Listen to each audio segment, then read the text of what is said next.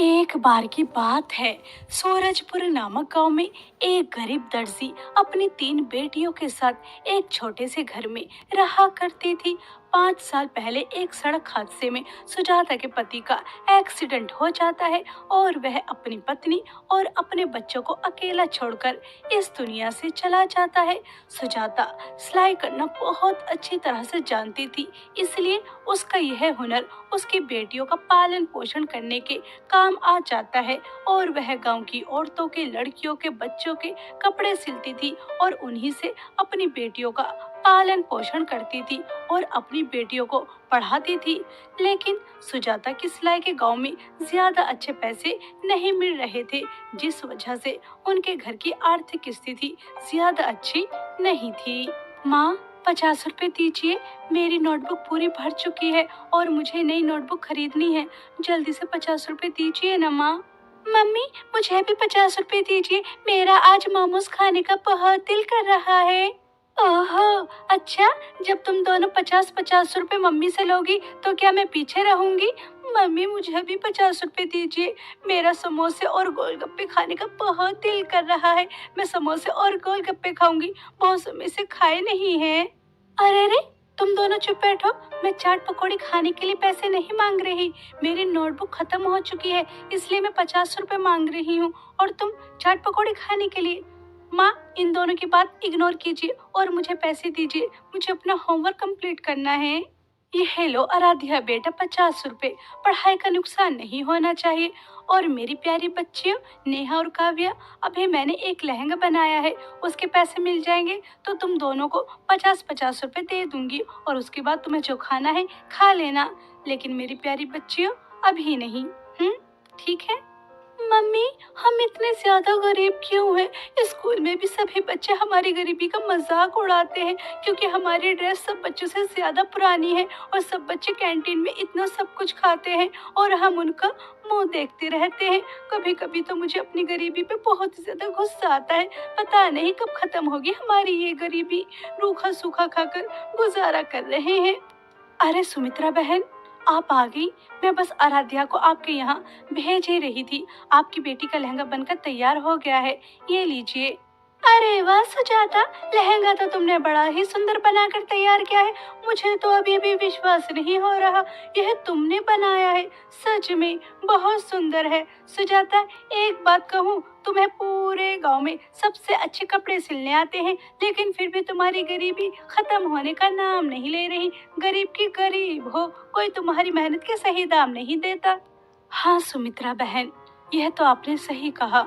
बस सिलाई कर कर इतने ही पैसे मिल पाते हैं कि अपनी बेटियों को 2 समय का खाना और उनकी स्कूल की फीस जमा कर पाती हूँ, और कुछ नहीं। आपको ये लहंगा पसंद आया, मुझे खुशी हुई। सुजाता, अगर तुम गांव के बाहर अपनी एक ट्रेलर की दुकान खोल लो तो तुम्हारे पास कस्टमर भी ज्यादा आएंगे और तुम मुंह मांगे पैसे भी ले सकती हो। घर में सिलाई करती हो ना, इसलिए कोई तुम्हारी सिलाई की कदर नहीं करता। सही कहती हूँ, बाहर रोड पर अपनी दुकान खोलो। अरे सुमित्रा बहन, दुकान का किराया, ये सब कुछ कहाँ से निकालूंगी? अभी जैसा चल रहा है वैसे ही चलने देती हूँ। और आपका बहुत बहुत धन्यवाद कि इस लहंगे के बदले तुमने इस महीने का किराया नहीं लिया। आपने मेरी मेहनत के पूरे पैसे दिए हैं। सुमित्रा अपना लहंगा लेकर चली जाती है। सुजाता बहुत खुश होती है क्योंकि उसे चिंता हो रही थी कि वह घर का किराया कैसे देगी, लेकिन सुमित्रा ने लहंगे के बदले उससे घर का किराया नहीं लेती। ऐसे ही समय बीत रहा था। आराध्या, काव्या और नेहा के स्कूल में एनुअल फंक्शन होने वाला था। सभी बच्चे एनुअल फंक्शन पर पहनकर आने वाली ड्रेस के बारे में डिस्कस कर रहे थे, लेकिन तीनों बहनें चुपचाप बैठी थी। तभी स्कूल की कुछ घमंडी और अमीर लड़कियां तीनों बहनों के पास आकर उनकी गरीबी का मजाक उड़ाते हुए कहती हैं तुम तीनों बहन एनुअल फंक्शन पर क्या पहनकर आने वाली हो? लगता है अपनी पुरानी फ्रॉक ही पहनकर आओगी। कहने को इनकी माँ दर्जी है, लेकिन तीनों गरीब बहनें ऐसे ही कपड़े पहनती है जैसे कोई भिखारी पहनता हो। जगह जगह से कपड़े सिले होते हैं। क्या एनुअल फंक्शन पर भी फटी पुरानी ड्रेस ही पहनकर आओगी? हाँ नैनतारा, तुम्हें पता है मैं एनुअल फंक्शन पर ऐसा लहंगा पहन कर आऊंगी जिसे देखकर सबकी आंखें खुली की खुली रह जाएंगी। मेरे मम्मी पापा मुंबई से लेकर आए हैं और बहुत ही ज्यादा अच्छा है, ब्रांडेड है और उसकी मैचिंग सैंडल भी है। देखना, पूरे एनुअल फंक्शन पर मैं ही चमकूंगी। तुम तीनों गरीब बहन एनुअल फंक्शन पर मत आना, तुम्हारी वजह से पूरा फंक्शन खराब हो जाएगा, फंक्शन की वाट ही लग जाएगी। गरीब कहीं की ग्रहण लगाने आ जाएंगी अपने फटे पुराने कपड़े पहनकर। हाँ, यह फंक्शन तुम्हारे घर का नहीं है, इस स्कूल का फंक्शन है, इसलिए तुम होती कौन हो हमें ये कहने वाली कि हमें नहीं आना चाहिए। हम एनुअल फंक्शन पर आएंगे और देखना, हम तीनों बहन भी किसी से कम नहीं लगेंगे। आई बात समझ में? अच्छा, मजाक कर लेती हो तुम। हम अमीर लड़कियों को टक्कर दोगी, हमसे ज्यादा अच्छी लगोगी? ऐसा तो हो ही नहीं सकता, क्योंकि तुम गरीब हो, तुम्हारे पास तो खाने के भी पैसे, तुम्हारी माँ सिलाई कर कर कर जोड़ती है तब तुम्हें खाने को मिलता है। कभी कभी तो तुम्हें भूखा ही सोना पड़ता होगा। स्कूल में भी फटी पुरानी ड्रेस पहन कर आती हो, तुम हमें टक्कर नहीं दे सकती। इस बात को एक्सेप्ट कर लो कि तुम भिखारी हो, गरीब हो, तुम्हारी माँ चंद पैसों के लिए कपड़े सिलती हैं। हाँ, इस तरह से नैन, तारा और सुनैना बेचारे तीनों गरीब बहनों का बहुत मजाक उड़ाती हैं। तीनों बहनें उदास होकर घर आ जाती हैं और शाम को पूरा परिवार खाना खा रहा होता है। लेकिन तीनों बहन उदास थी क्योंकि वह अपने घर की गरीबी अच्छी तरह से जानती थी कि माँ सिलाई कर कर उनका पालन पोषण कितनी मुश्किलों से और कितनी कठिनाइयों का सामना कर रही हैं। वह अपनी माँ से कुछ भी नहीं कहती, लेकिन माँ माँ होती है। वह अपनी बेटियों के चेहरे पर परेशानी साफ साफ पढ़ लेती है और उनसे कहती है, अरे मेरी प्यारी बेटियों, क्या हुआ? क्या अपनी माँ को अपनी परेशानी नहीं बताओगी? इतनी ज्यादा उदास क्यों हो? स्कूल में कुछ हुआ है क्या? मम्मी, आप हमेशा हमारे चेहरे पर परेशानी पढ़ लेती हैं, अब आपसे क्या ही छुपाना। मम्मी, आपको पता है हमारे स्कूल में एनुअल फंक्शन है, सभी बच्चे बहुत अच्छे से तैयार होकर आएंगे, सुंदर सुंदर ड्रेस पहनेंगे, लेकिन हमारे पास तो एक भी नई ड्रेस नहीं है। माँ बस इसी बात से परेशान है। और माँ, हम जानते हैं कि अभी आपके पास पैसे नहीं हैं। हम तीनों बहनों के कपड़े बनाने के लिए फैब्रिक आएगा, अगर आप अपने हाथों से सिल भी दोगी तो फैब्रिक खरीदने के लिए पैसे कहाँ से आएंगे? इसलिए हम आपसे कुछ नहीं कह रहे, लेकिन अगर हम एनुअल फंक्शन पर पुराने कपड़े पहन कर जाएंगे तो सब हमारे ऊपर बहुत हंसेंगे, हमारी गरीबी का बहुत मजाक उड़ाएंगे। उन्हें एक और मौका मिल जाएगा हमें बातें सुनाने का, हमारे ऊपर हंसने का। अरे मेरी प्यारी बेटियों, तुम चिंता क्यों करती हो? मैंने कुछ पैसे जोड़ कर रखे हैं, मैं कल मार्केट जाऊंगी और कपड़ा खरीद कर लेकर आऊंगी और तुम तीनों के लिए सुंदर सुंदर लहंगे बनाऊंगी। कुछ गोटा पट्टी घर पर ही रखा है, परेशान मत हो। मैं मेरी बेटियों पर एनुअल फंक्शन पर किसी को हंसने का मौका नहीं दूंगी। सच में मम्मी, आप कितनी अच्छी हैं। अब हम भी एनुअल फंक्शन पर सुंदर सुंदर लहंगे पहन कर जाएंगे। अपनी बेटियों के चेहरे पर मुस्कुराहट देखकर सुजाता को बहुत अच्छा लगता है और वह अगले दिन मार्केट जाती है ताकि वह अपनी बेटियों के लिए कपड़ा खरीदकर सुंदर सुंदर लहंगे बना सके। लेकिन मार्केट में कपड़ा बहुत ही ज्यादा महंगा था। बहन जी, यह सिल्क का कपड़ा अच्छा लग रहा है, यह पूरा दे दीजिए। कितने का है? तुम्हारे कपड़े और शक्ल देखकर तो ऐसा नहीं लग रहा कि तुम जैसे यह सिल्क का कपड़ा खरीद पाओगी। तुम्हारी औकात से बढ़कर है, तुमने कभी ऐसा सिल्क का कपड़ा अपने सपने में भी नहीं देखा होगा। 8,000 रुपए का है, खरीद पाओगी? औकात से बढ़कर चीजें खरीदने के लिए निकल जाते हैं गरीब। सुजाता उस औरत की बातें सुनकर बहुत ही दुखी होती है और वह अपने साथ सिर्फ 500 रुपए ही लेकर आई थी क्योंकि उसके पास सिर्फ वो ही थे। सुजाता दूसरी दुकान पर जाती है, सस्ता कपड़ा अच्छा ही नहीं लग रहा था और महंगा कपड़ा खरीदने के उसके पास पैसे नहीं थे और वह उदास होकर थोड़ा और आगे जाने लगती है कि तभी एक चोर आता है और बेचारी के पास जो 500 रुपए थे वह भी उससे छीन कर ले जाता है। यह देखकर सुजाता के तो होश ही उड़ जाते हैं। वह चोर के पीछे भागती है लेकिन वह उसके हाथ नहीं आता। सुजाता हार थक कर एक पेड़ के नीचे बैठकर बहुत रोती है। अरे नहीं, यह क्या अनर्थ हो गया? ये नहीं हो सकता। कल मेरी बेटियों का स्कूल में एनुअल फंक्शन है और मैंने उनसे वादा किया है कि मैं उन्हें सुंदर सुंदर लहंगे बना कर दूंगी। मेरी बेटियां मेरा इंतजार कर रही होंगी। अब मैं अपनी बेटियों को क्या मुंह दिखाऊंगी कि मैं उन्हें लहंगे सिलकर नहीं दे सकती। उन्हें अपने फटे पुराने कपड़े ही पहनकर एनुअल फंक्शन पर जाना होगा। सब मेरी बेटियों का कितना मजाक उड़ाएंगे, मेरी बेटियों पर कितना हंसेंगे। एक गरीब दर्जी माँ कभी नहीं चाहती कि मेरी बेटियों के साथ ऐसा हो। मैं क्या करूं? 500 रुपए थे, वो भी चोर छीन कर भाग गया। हम गरीबों के साथ ही ऐसा क्यों होता है? हम गरीबों की मुसीबत खत्म होने का नाम क्यों नहीं लेती?